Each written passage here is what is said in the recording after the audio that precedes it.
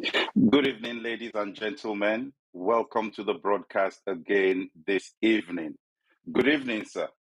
Good evening, Mr. Moderator. Thank you for joining us once again, sir. It's been a week dominated by the issues in Russia and Ukraine and what has been going on there. But, sir, I want to start this evening on a slightly different note.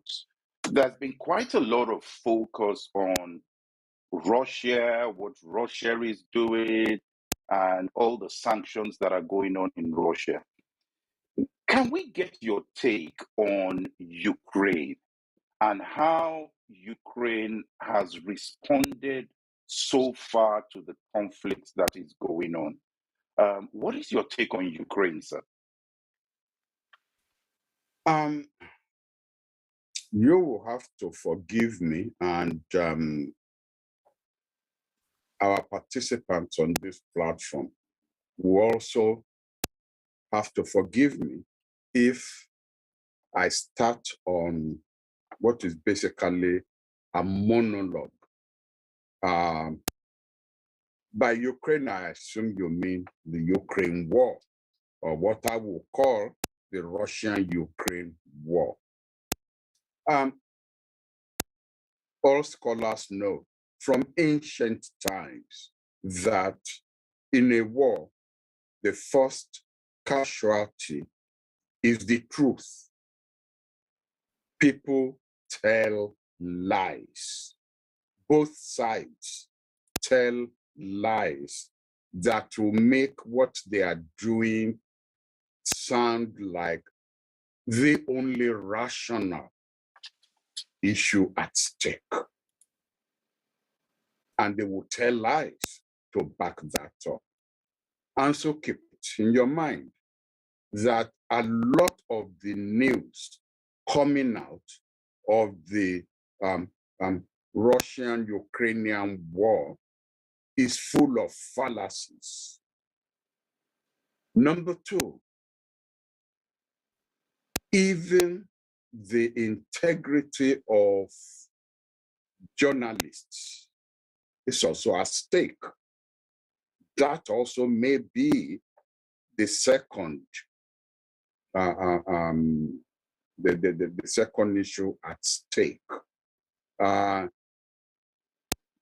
It is obvious, even if you know the little that there is on a particular issue, you could tell when journalists have been briefed to put the best face forward on the government that their news agencies come from. And to that extent, you listen to an interview, and I will give an example. I'll give an illustration. So people don't think, oh, Prof is going theoretical.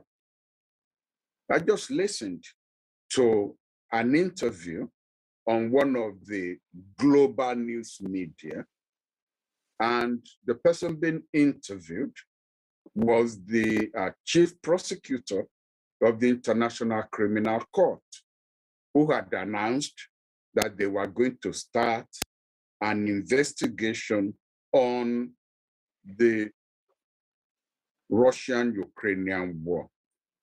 All attempts were made by the American journalist to get him to say it was Russia that was going to be investigated. And each time he refused and said it is both sides that are going to be investigated. It was obvious that she was trying to make the ICC part of the anti-Russian brigade. And the chief prosecutor kept saying, we are neutral. It is the law that must be sustained. And wherever that law falls, then where the Lord leads us, we will pursue things on that way. Not once did she make any reference to the fact that under Trump, when the same International Criminal Court said it was going to investigate the American troops in Iraq and Afghanistan, the Americans froze the assets of the court.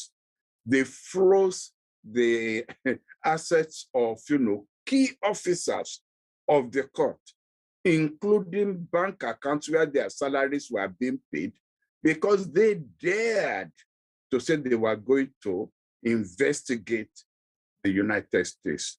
And now that they said they're going to investigate the Russia-Ukrainian war, it's all over, as if all of a sudden the ICC is an angel that can do no wrong. So I use that as an illustration. Thirdly, we scholars, and I am included, must be humble enough to say that as more information is coming out about this issue, we may really need to reassess the position which we had taken at the very beginning. Now, there is no scholar that is an encyclopedia who knows everything about every issue. Our brain may have the capacity to do so, but in actual fact, we tend to concentrate on one issue, on a few issues at a time, and embed ourselves on those issues until something new comes up. And as more information is being revealed on, the process leading to this work, we must be humble enough to say, probably the way I assessed this at the beginning is not really the most accurate way. I say this because 2 days ago, or was it yesterday, there was the vote in the General Assembly of the United Nations. And 25, I believe, 25 African nations either did not participate or abstained, which means by just a slight majority, other African countries voted for the resolution.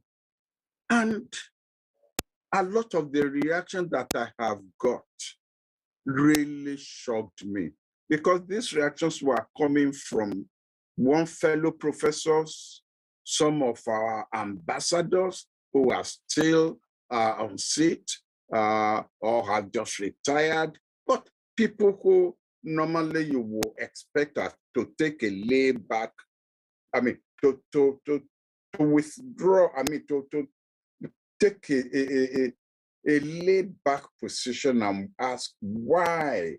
But instead, it was vituperation either on why has Africa been cornered by the United States because slight majority voted for that resolution, or how come the Russians have managed to corner African nations because, can't Africa say that it is wrong to be an aggressor and this and that?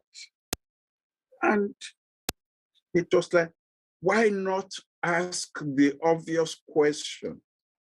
Ambassadors at that level are not ignorant. There must be something they saw or that came into consideration. Could it be that they figured, look, nobody's hands are clean on this issue, and therefore it's probably better not to cast our ballot with any particular side. Again, an illustration. Senator Sanders,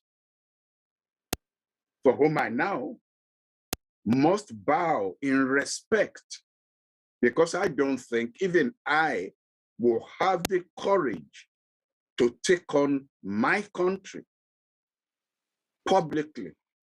But on the floor of the Senate, he reminded the United States that what Russia is complaining about in Ukraine, America under Kennedy complained about it in Cuba in 1963, I believe.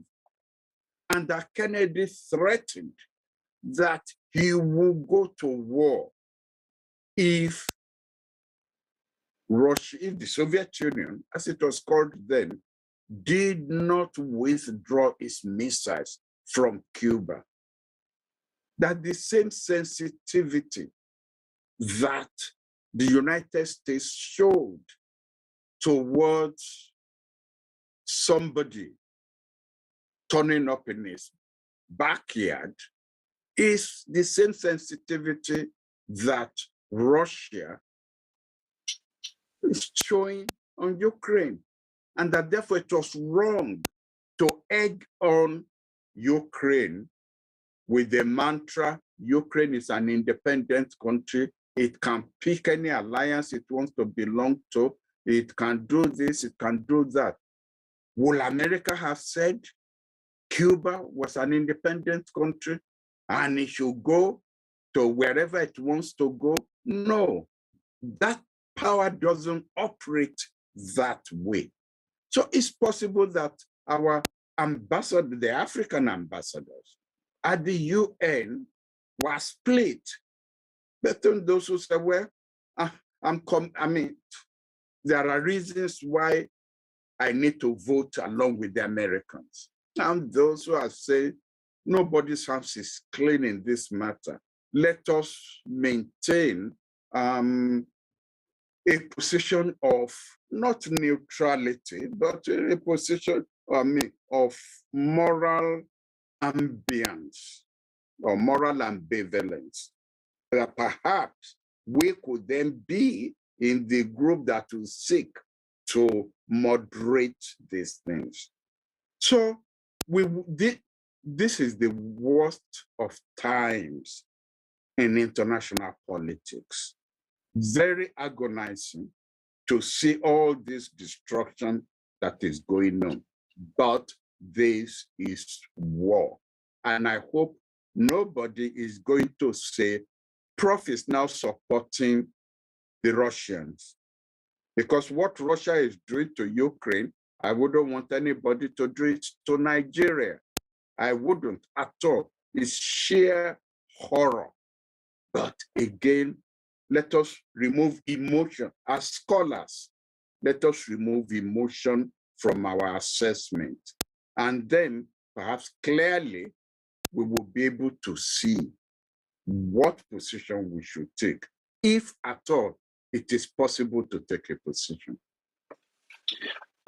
Sir, there is so much I am going to try to pull out from what you have said there.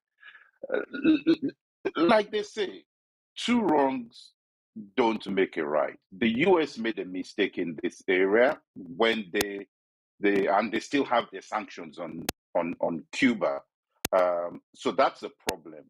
But that should not excuse us from calling out Russia and focus on Russia that's dealing with the exact same thing that if the US was doing it now, I guess the world would have reacted the same like they're reacting to Russia.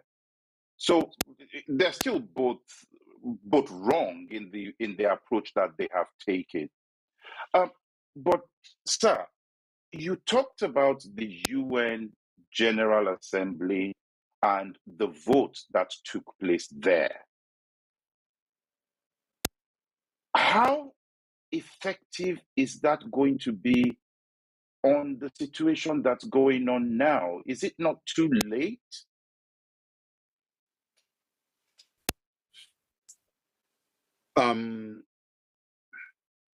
Apart from it being too late, decisions taken by the General Assembly are simply advisory.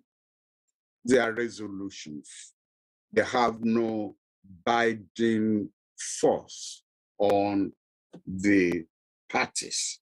The Russians are not under any obligation to pay any attention to resolutions of the General Assembly of the UN, just like the General Assembly of the UN for the past 6 years have been voting that American sanctions on Cuba is illegal and immoral. And yet, those resolutions, those sanctions are still on, irrespective of the decisions or the resolutions of the General Assembly. But the only thing is, it has some moral value, even though morality in international politics, I wouldn't depend on morality. If I were in a position to take a decision on an issue, a foreign policy issue that affects my country, I would look at the power relativity between my country and the country that is on the other side. And you remember now, won't you?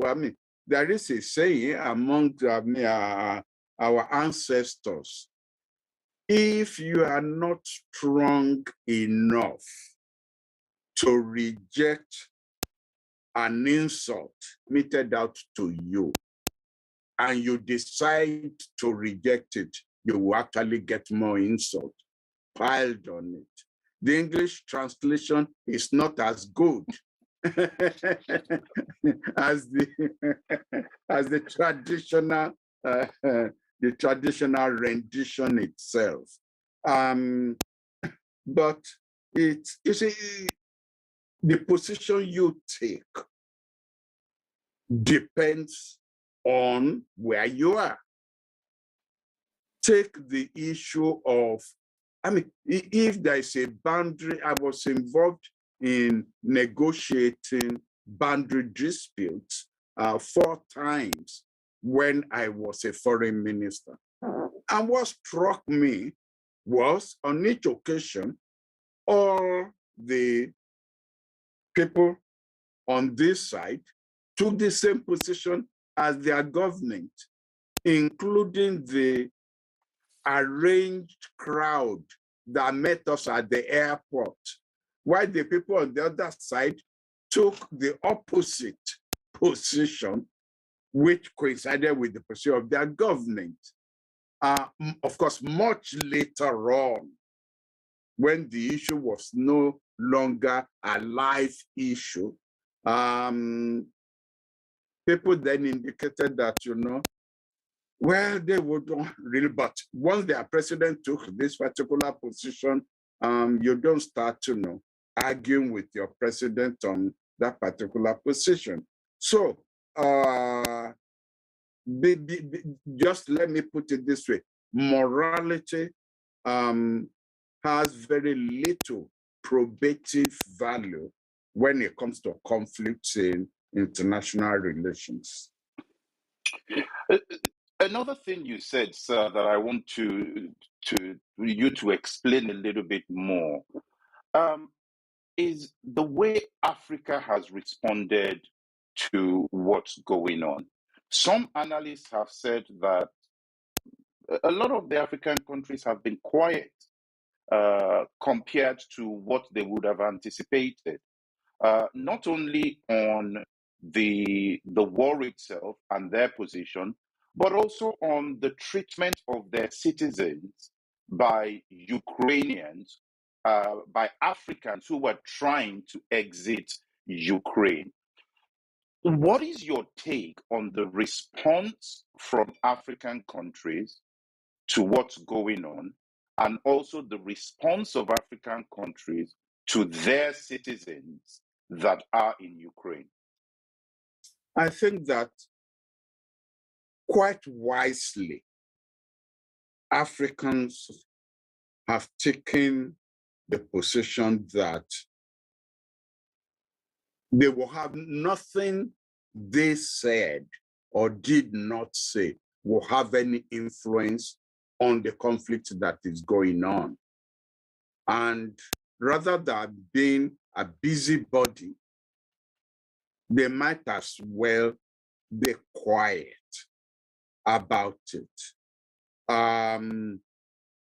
Except, of course, when it is within the parameters of United Nations debates, United Nations resolution.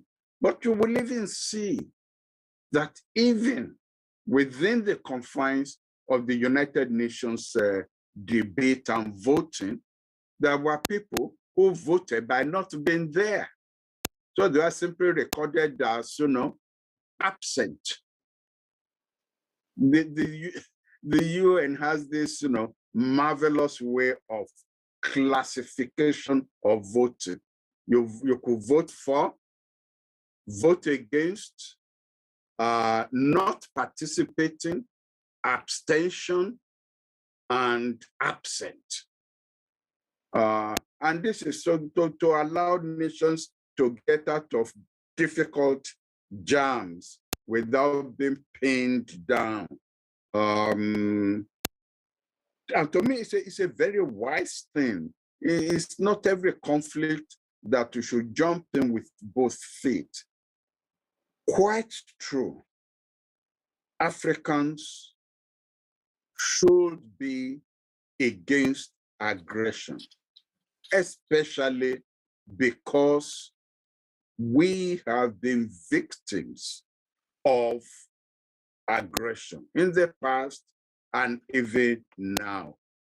However, there are times when it makes more sense to look the other way, especially when it is two elephants who are fighting, either directly or through proxies. When two elephants fight, it's the grass that suffers. And so you may not want to get in between the two elephants. You take your stand by just being an observer and watching. And that, to me, I think will excuse why Africans have not been actively involved in the issue that is going on. And in any case, what will be it being involved? What will it achieve if the United States cannot stop Russia? The United Nations itself, the Secretary General has been quite vocal once the war started. If that has not done, I mean, what will African states who cannot even, those who cannot even mobilize a brigade to put in the field? And in any case, if it ever then comes to peacekeeping operations, it is amongst Africans and Asians that peacekeeping forces will be picked, because they will have been perceived as not being actively involved and would, in a way, obey instructions from the United Nations Secretary General rather than, taking instructions from Washington or Moscow.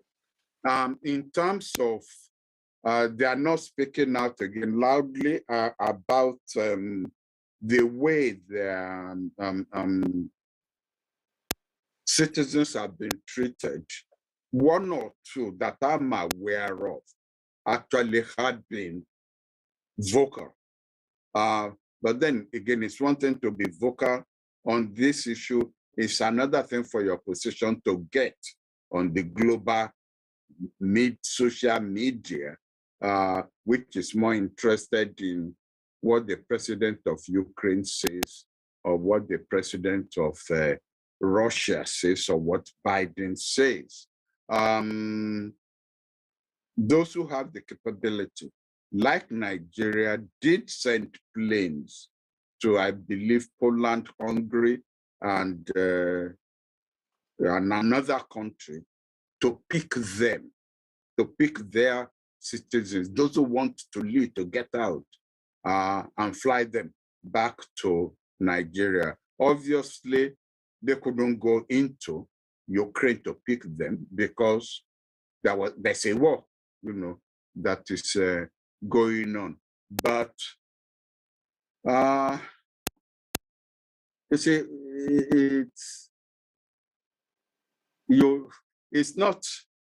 it hasn't become an issue that in the face of a war going on will come to the front burner.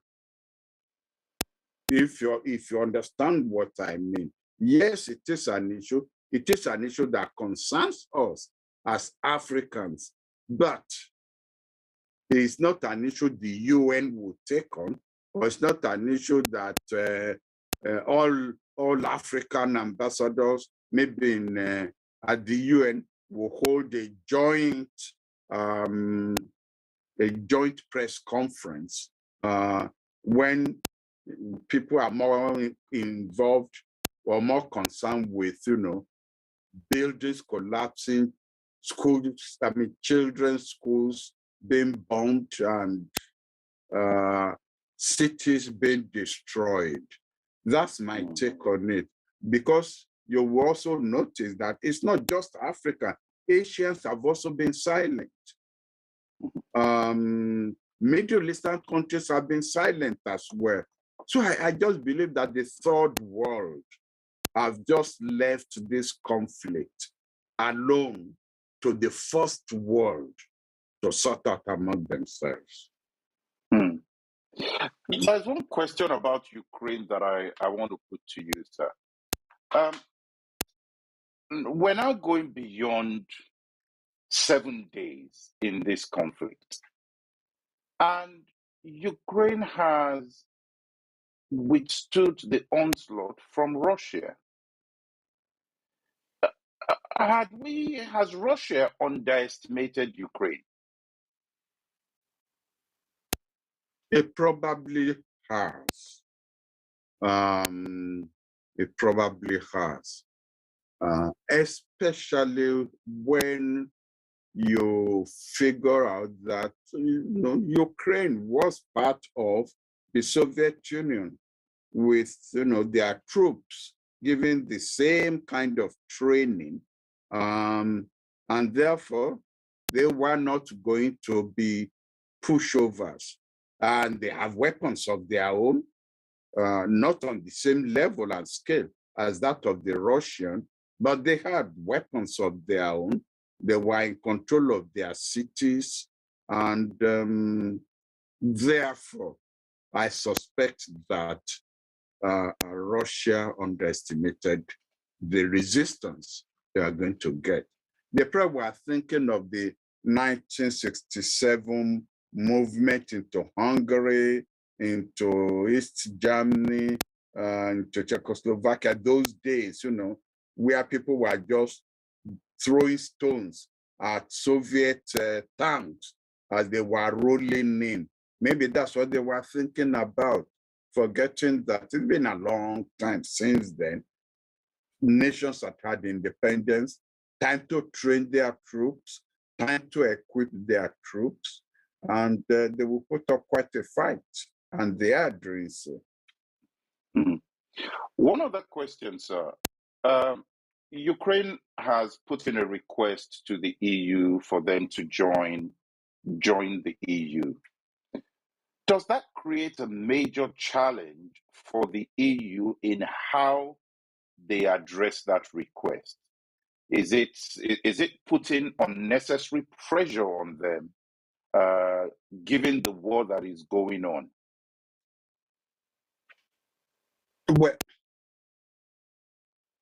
the processes of becoming a member of the EU, it's laid out, and it is really, if you're talking about bureaucracy, it is pretty drawn out, that I don't see how they're going to how they're going to compress the process. A member candidate is probably an immediate status that they could give Ukraine. But how does this help Ukraine? Two things that are going to help Ukraine right now, from what they themselves have said, two things. One, declaring an air-free zone where no planes will be allowed to fly. The EU is not does not have the capacity to do that. America is not a member of the EU, and Europe knows without American participation, it cannot take on Russia. The second thing that could help them is to get weapons in. And yes, it is true that the volume of the weapons probably will be increased if they're, if the candidate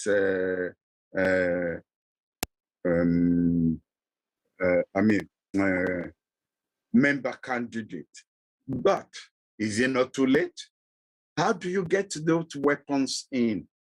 There's no doubt in my mind. I'm not that foolish to expect that that the Americans and the secret services will go on CNN and tell you the corridors they've managed to map out.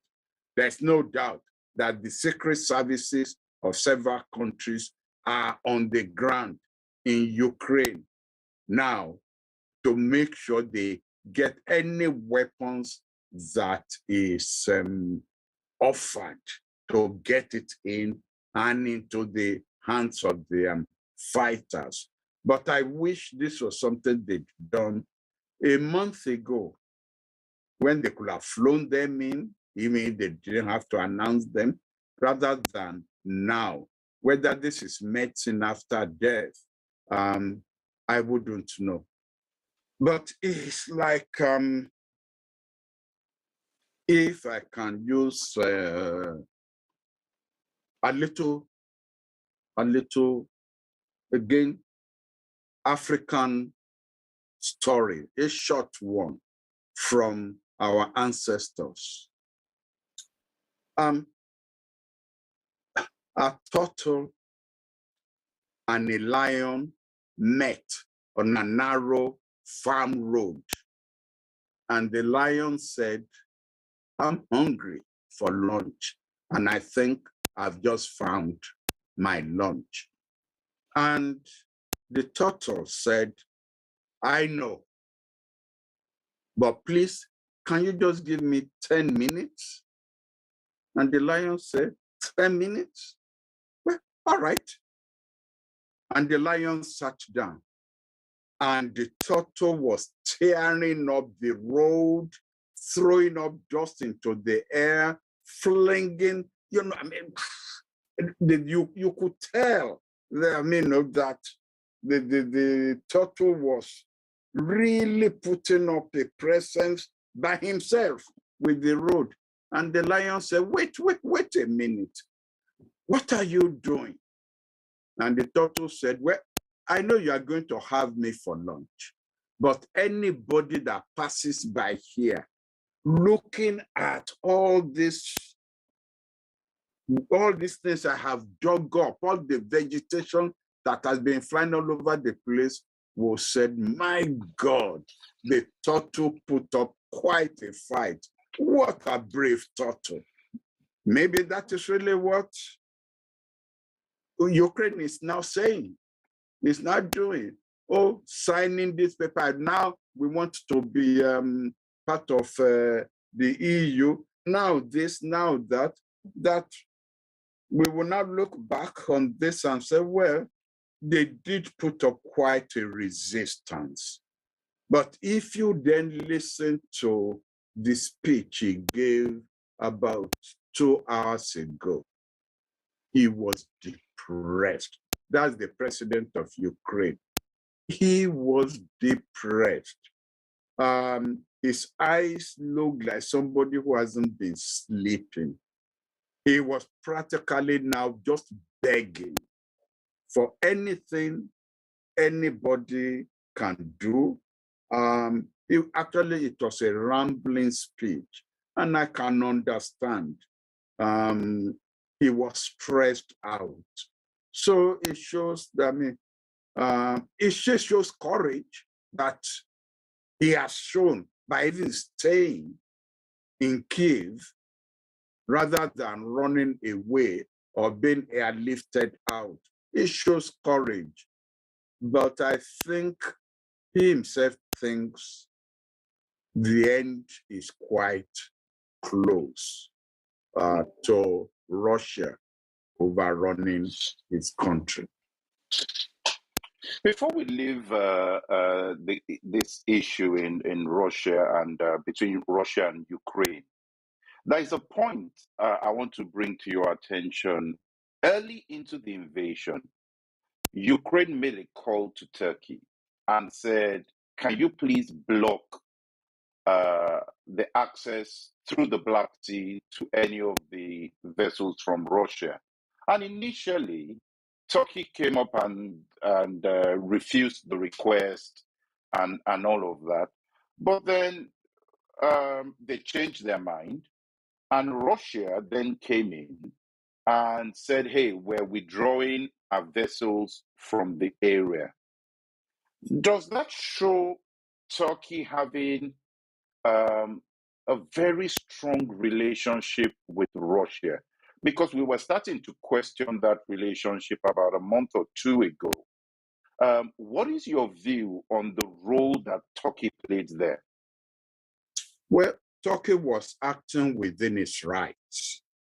Under the Montreal Convention, Turkey had the right, in case of war, to control the transit of war vessels through its waterways into the Black Sea. It was allowed, or it was not allowed, to prevent the war vessels from going back to their base, but it had the right to prevent the war vessels coming from their base into the theater of war. And Turkey had just exercised that right. It's, this war has not been an easy one for any nation, especially within that area, to assess and decide what position to take. It hasn't been an easy one.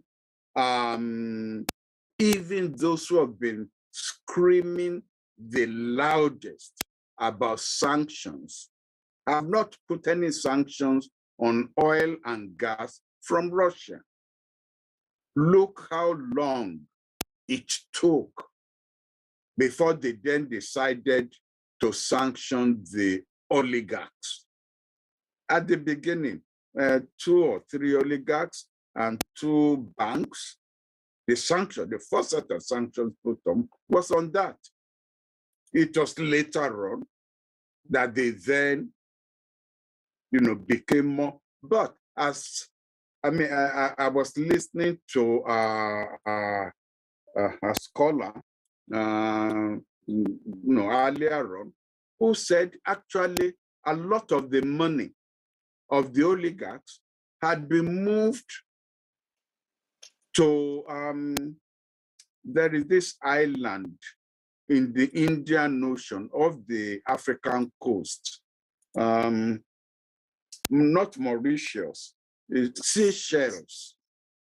Serbia. Huh? I think it was Serbia. No, not Serbia.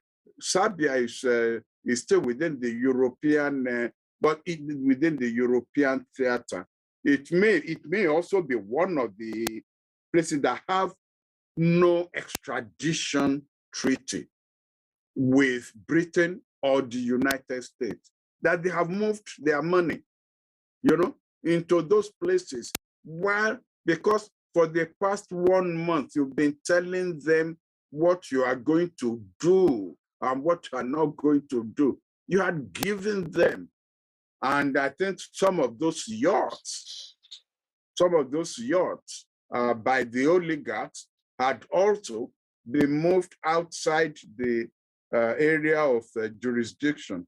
But if you know of any yacht that is being given away free of charge, you have my telephone number.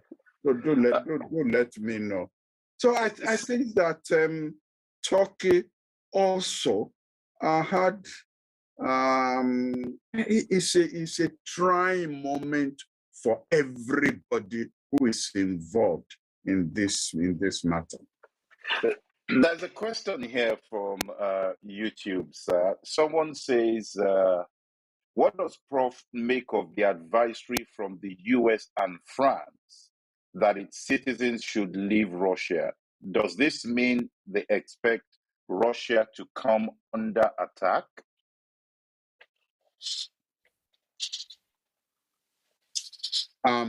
No, I don't think so. I think they believe as the sanctions start to bite, Putin may simply take them hostages. They think that he could do something that irrational. And there's no doubt in my mind that those sanctions are going to bite. The ruble is worth 1 cent, 1 American cent. It's lost all its value. And if you look at, this program last week, I was saying that with 600 or 60, must be $600 billion that Russia has in its foreign exchange reserves, it will be able to withstand the sanctions for some time. Well, I was wrong, because what I wasn't aware of was that at about half of those reserves were actually being kept in the foreign banks in Europe and in the United States, and they have now been seized. So they are no longer available to Russia to use. So those sanctions are going to bite. They are already biting. And how long before the economy comes crashing? It probably sooner than later. And what will be Putin's reaction? Some have suggested that, in fact, the threat to you, well, not the threat to use of, is activation of nuclear capability, nuclear weapons of Russia is in fact evidence that the shoe is already pinching. And who then knows what else he will do if the shoe really hurts. I think that's why they are asking their citizens to leave. Sir, how long more do you think Putin can resist this pressure from the West? How much longer? I've never met him, or if I've met him, I don't remember, because most of the people that I met when I visited Moscow in the 70s, they are not people, they don't introduce themselves. Number two, they don't give you their real names. So I don't know that, but for people who have dealt with him, I understand his car has no reverse gear. His public policy car has no reverse gear. He doesn't back down. And it's like that. Is like Hitler. He would rather bring the whole thing down on his head. If that is so, I think it's going to be a long battle. He will succeed in occupying some of the cities, especially the key cities in Ukraine, but not the villages, not the rural areas. And these are the areas that are well known to the Ukrainian fighters. And believe me, there is no war as difficult to fight as guerrilla warfare. The Americans found that out in Afghanistan. They found that out in Iraq, especially for people who are prepared to sacrifice their own lives. If the Russians can say publicly that they have lost 500 soldiers already, we multiply that by 2. That may be the more accurate figure. Well, how many troops will Putin need to do to garrison every square yard of Ukraine? So it's going to be a long, drawn-out battle. Someone is asking, sir, that if you were the Ukrainian president, what would you have done differently? Oh, that's easy to answer because I said it, is it a month ago or three weeks ago? I said, I will promise not to join NATO. In exchange, Russia must promise, 1, not to recognize those 2 independent republics, and 3, not to have Russian troops on Ukrainian soil. But in exchange, I promise I will not join NATO or the European Union for that matter. And number 4, I will offer to restructure Ukraine along the terms of the Minsk agreement, which will give autonomy to those 2 Russian-speaking areas, as well as autonomy to the Ukrainian areas. That's what I would have offered Putin in consultation with the United States, France, and NATO. Will it work?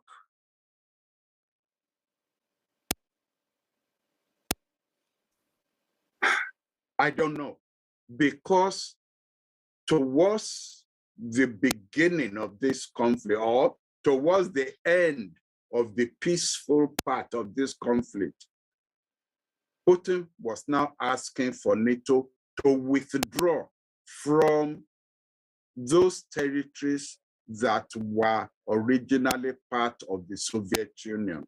Now, that's a hard one. Number one, that's not under Ukraine.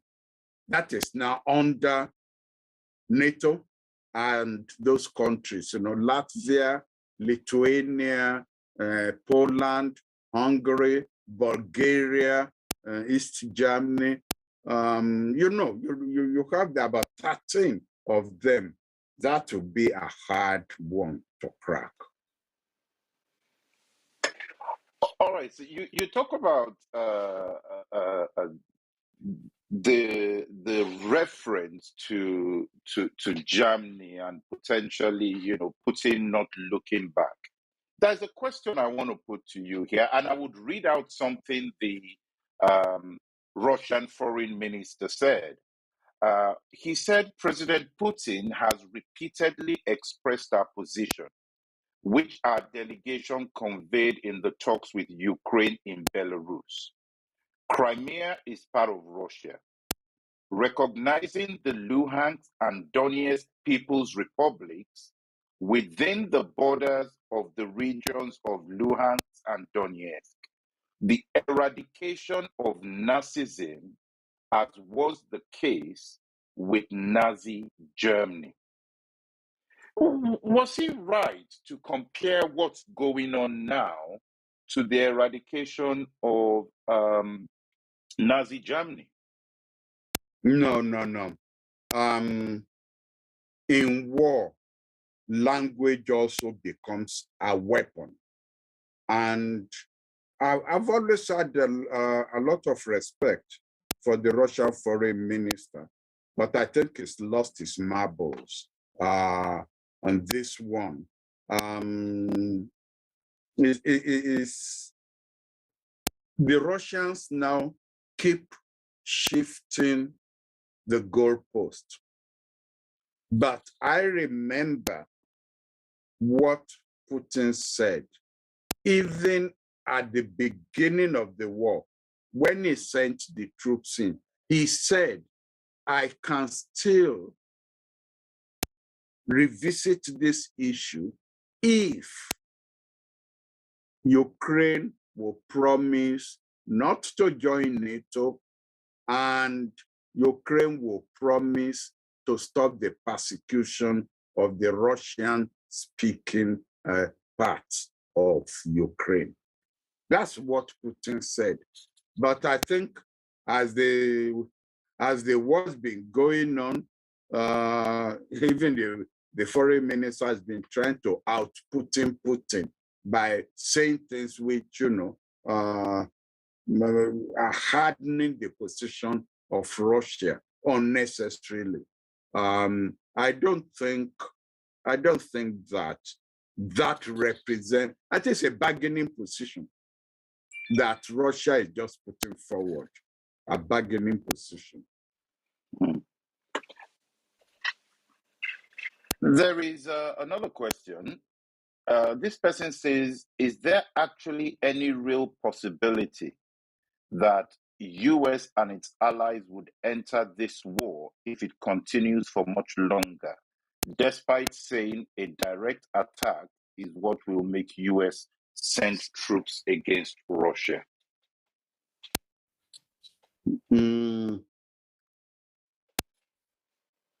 I don't think so. Number one,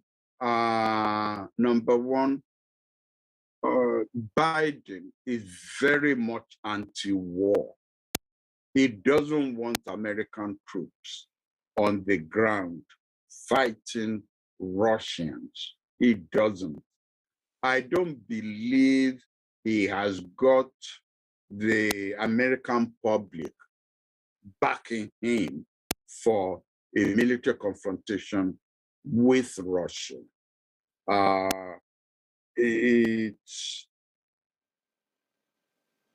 But who knows the emotion of human beings as they watch children die, as they watch women die, as they watch the Soviet troops now embarking on leveling of cities, which will remind people of what the Nazis did, what Hitler did against European cities. Would their attitude now change?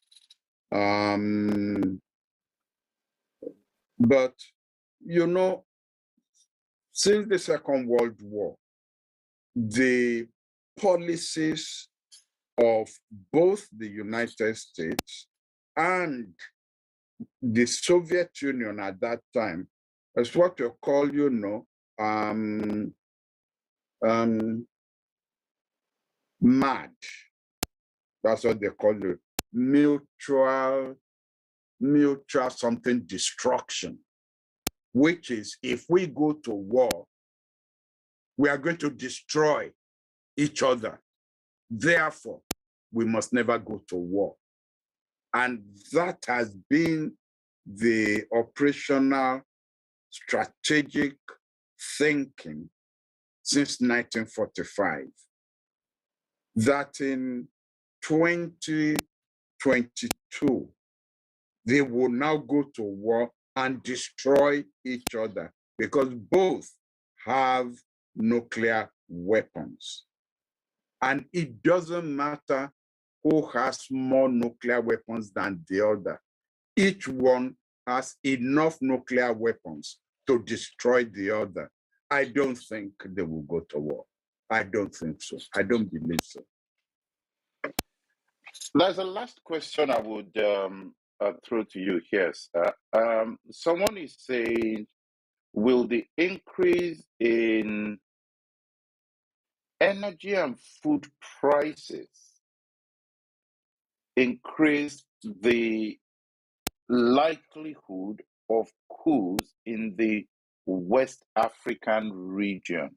That's an interesting one. It is.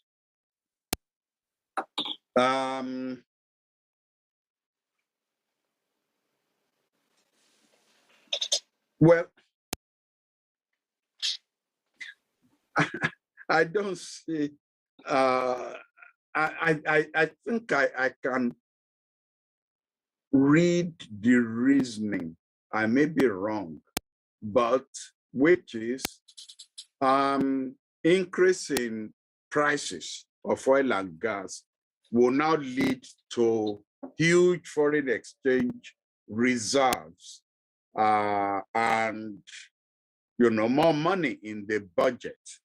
And there is nothing that entices the military like getting their hands on a lot of money to spend. Maybe that's what it means. Well, it's going to depend.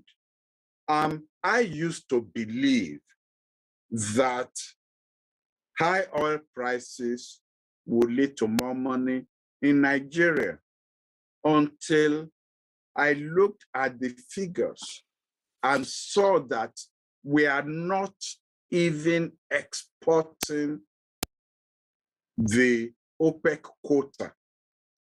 We are exporting under 1 million barrels, whereas actually we are allowed to export up to 2 million barrels.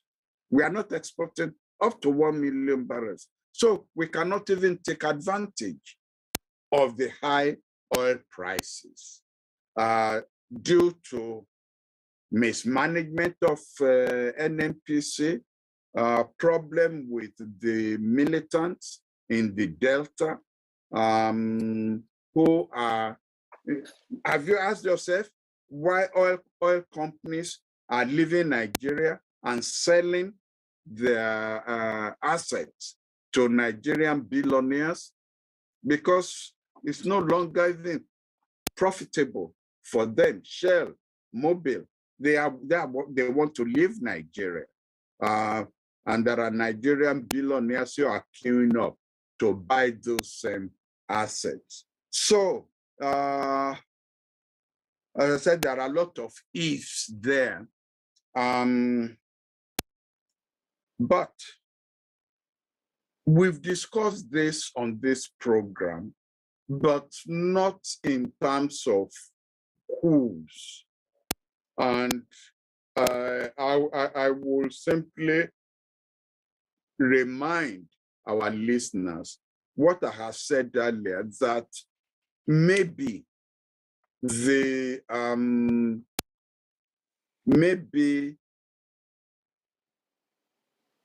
Africa will be able to sort itself out if Europe is so busy somewhere else that they turn their eyes away from us, and therefore we now get the energy and the vision to get our act together, that by the time the Europeans come back, we're already well established.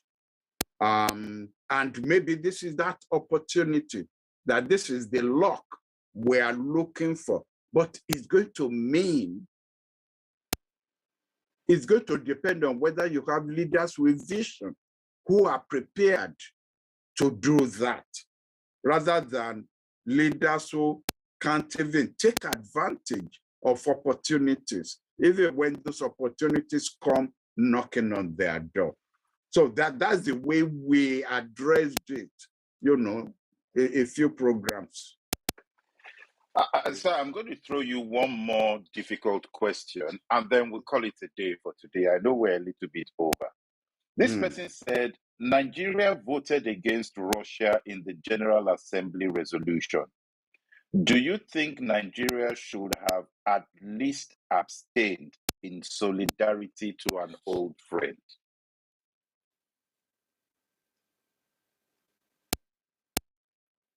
You don't have to answer, but your call, sir.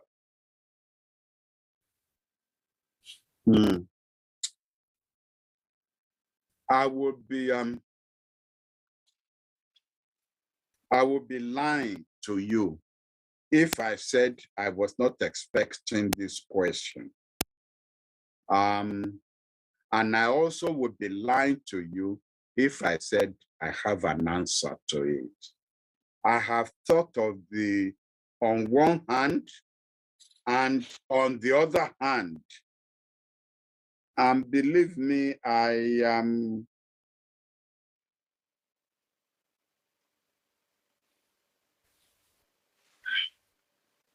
had a call.